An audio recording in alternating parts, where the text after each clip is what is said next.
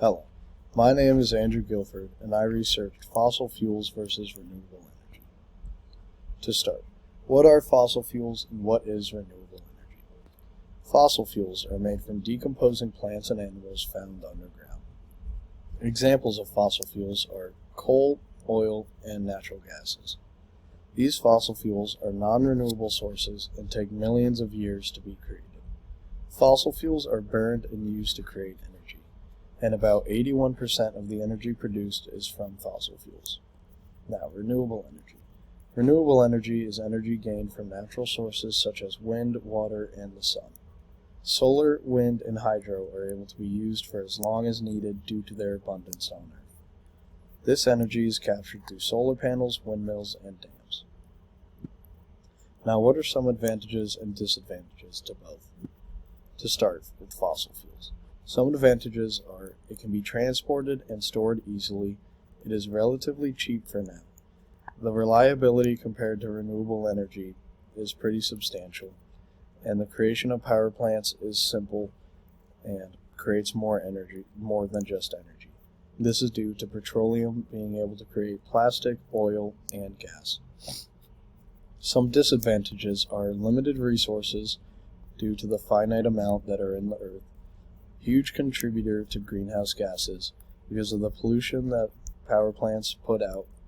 It contributes a lot to climate change. If handled improperly, fossil fuels can be dangerous, and the prices are growing. Now, renewable energy. Some advantages are renewable energy cannot run out, again due to their abundance. Does not release greenhouse gases.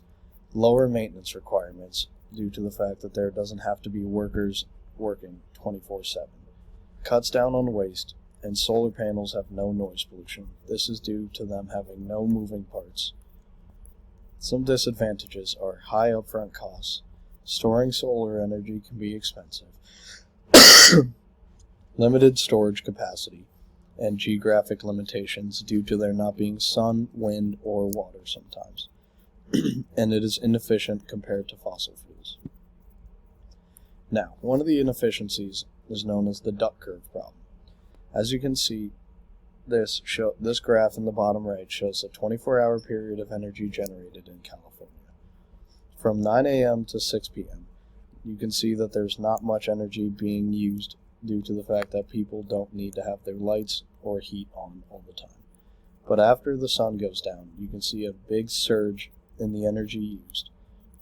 This is an issue due to the fact that when the energy is being produced, that is when the energy is being used the least. Now, fossil fuels versus renewable energy costs.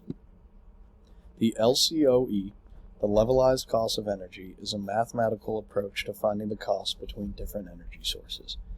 As you can see in the bottom right graph, the cost of coal has relatively stayed the same from 2009 to 2017, while solar and wind energy has drastically decreased to where it is cheaper than coal.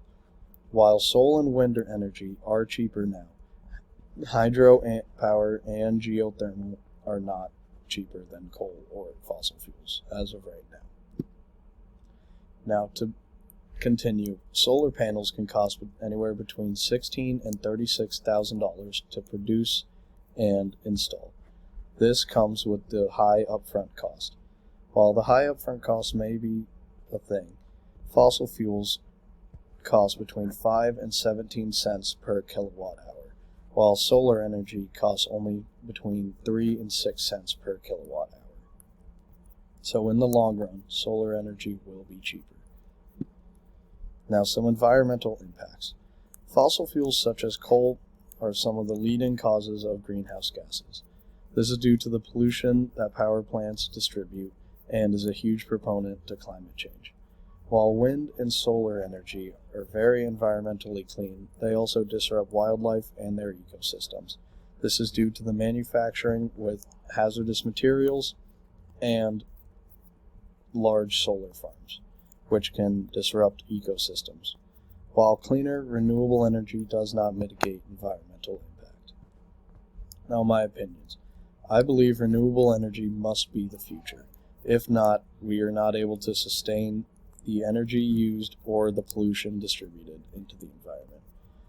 While it will take a while to convert, I think it is able to be done in the next coming years, especially if it is researched and funded more. Now, fossil fuels also have way too big of an impact on the environment to delay this research or conversion any longer. These are my citations, and thank you for watching.